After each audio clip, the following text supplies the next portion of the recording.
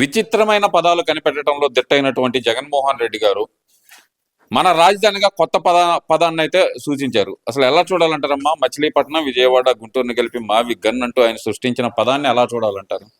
అసలు ఆయన పదాలు వింటుంటే చిన్న చిన్న పిల్లలు కూడా చిన్న పిల్లలు ఏదేదో చేస్తారు చూసారా.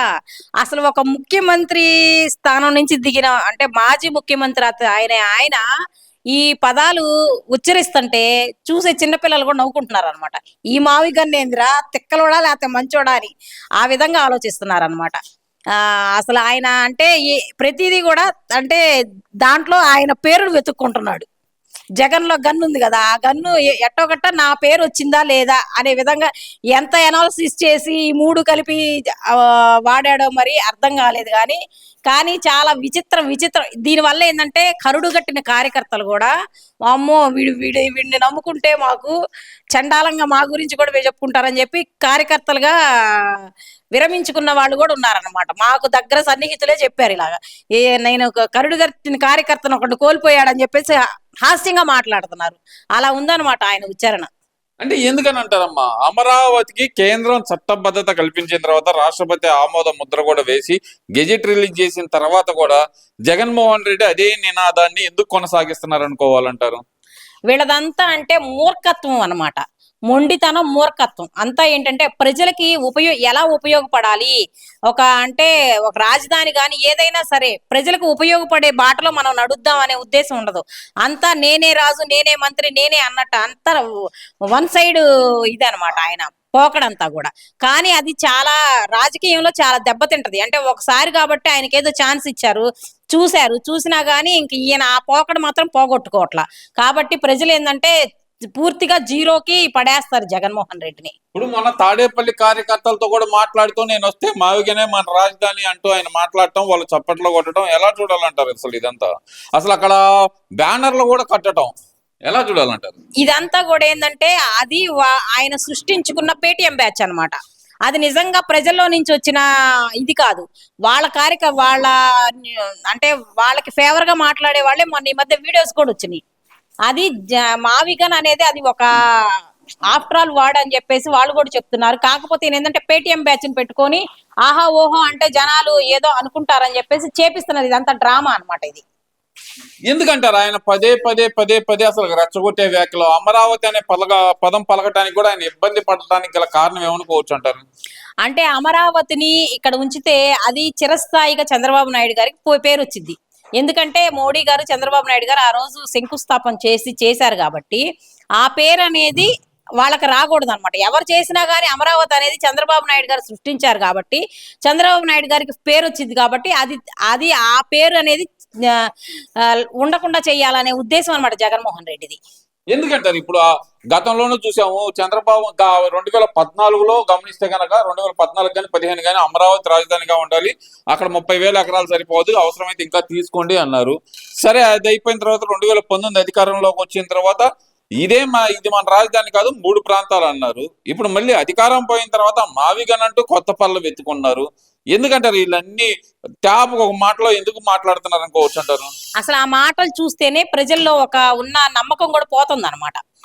అంటే ఇప్పుడు ఎవరైనా సరే ఒక మాట మీద నిలబడాలి. జగన్ మాట తప్పడం, మడమ తిప్పడం అని చెప్పేసి ఏదో మాట్లాడారు. కానీ ఖచ్చితంగా మాట తప్పుతాడు, మడిమ తిప్పుతాడు అనే దానికి నిదర్శనం ఇది. వాళ్లే అధికారంలో ఉన్నప్పుడు 3 రాజధానులు తిరిగారు. ఇప్పుడు మాట మారుస్తున్నాడు. ఈ మాట మార్చే విధానంలో ముందుండే వ్యక్తి జగన్మోహన్ రెడ్డి అనేది ఇది వాళ్ళ ప్రజల్లో అర్థమవుతుంది అనమాట.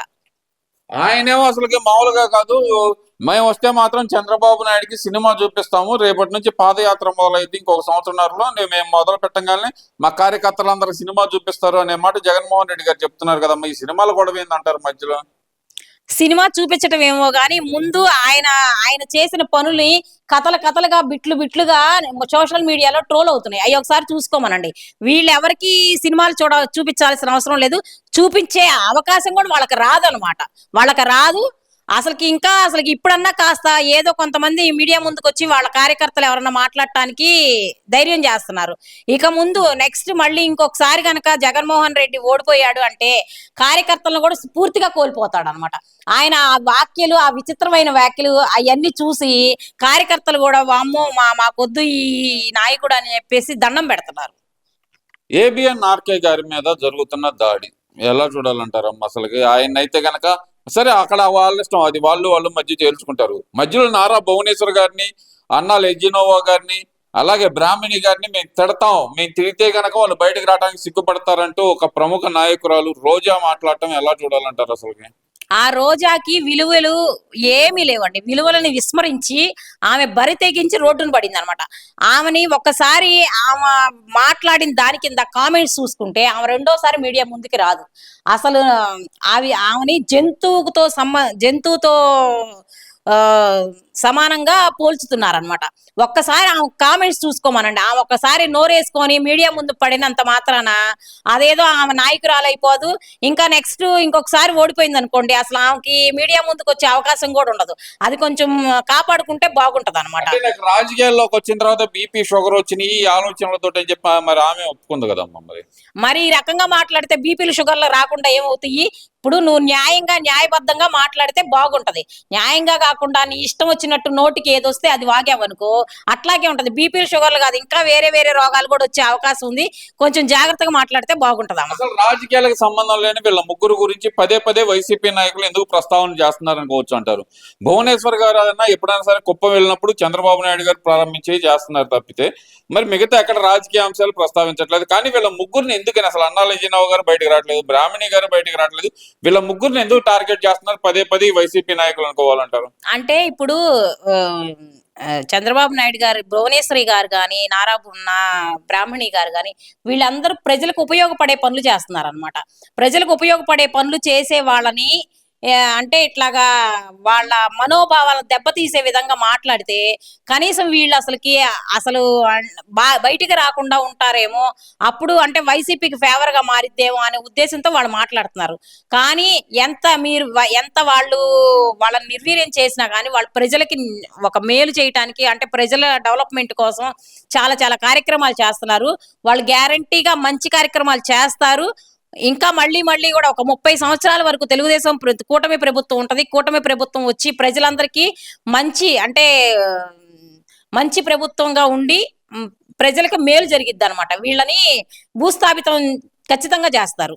అంటే ఓడిపోయిన తర్వాత కూడా నోటి దురుసు ఎందుకు తగ్గించుకోలేకపోతున్నారు అనుకోవచ్చు అంటారు వాళ్ళు? మళ్ళీ ఇంకొక ఛాన్స్ వచ్చిద్దేమో. ఇప్పుడు ఏంటంటే మళ్ళీ ఇంకొక ఛాన్స్ వస్తే మొత్తం ఇప్పటికే రాష్ట్రాన్ని ఒక 20 సంవత్సరాలు వెనక పంపించేశారు. మళ్ళీ ఇంకొక ఛాన్స్ వస్తే అసలు విధ్వంసం అంతా బయట పెట్టేసి అసలు మళ్ళీ చంద్రబాబు నాయుడు వచ్చినా కానీ ఇంకా ఏది చేయకుండా చేసేద్దామనే ఉద్దేశంతో వాళ్ళు మాట్లాడుతున్నారు, వాళ్ళు చేస్తున్నారు అనమాట. అది ప్రజలు తెలుసుకోవాల్సిన అవసరం ఎంతైనా ఉంది. ప్రజలు ఈసారి కనుక జగన్మోహన్ రెడ్డి చేతిలో కనుక పెట్టారు అంటే అసలు రాష్ట్రంలో ప్రజలు బ్రతకటానికి కూడా చాలా కష్టం అయిపోద్ది అనమాట. కాబట్టి ప్రజలు తెలుసుకొని అసలు వాళ్ళకి అనేది అవకాశమే రాకూడదు, ఇవ్వకూడదు.